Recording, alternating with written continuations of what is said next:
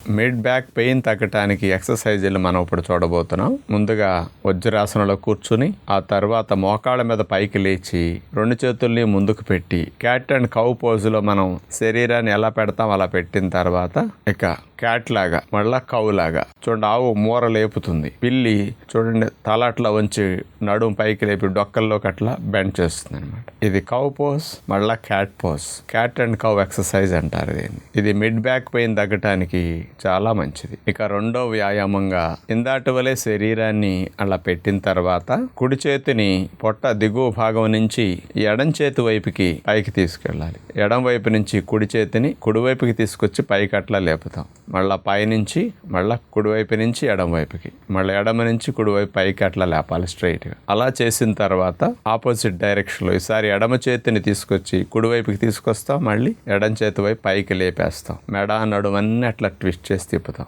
అదే విధముగా మళ్ళీ 8-10 రౌండ్స్ని రిపీట్ చేస్తాం.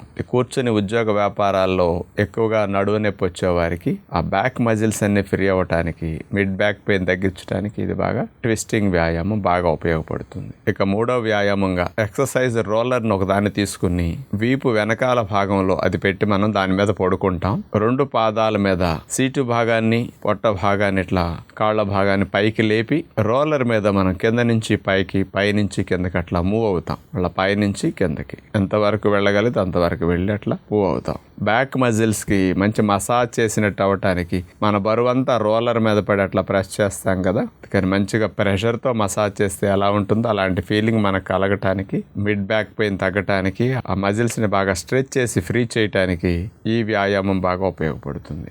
అలాగే రోలర్ మీద మనం పడుకుని వెళ్ళకెలా 2 చేతుల్ని గాలి పీల్చుకుంటూ అట్లా తల వెనక భాగం నేలకు ఆనించాలి. మళ్ళా గాలిని వదిలేస్తూ అక్కడి నుంచి చేతుల్ని ముందుకి నేల మీద ఆనించాలి. మళ్ళా గాలిని పీల్చుకుంటూ వెనక్కి మాడో భాగం నేలకు ఆనాలి, చేతులు నేలకు ఆనాలి. మళ్ళీ గాలిని వదులుతూ చేతులు ముందుకు తీసుకొస్తాం. ఇలాంటి 4 వ్యాయామాలు మిడ్ బ్యాక్ పెయిన్ తగ్గడానికి బాగా ఉపయోగపడతాయి.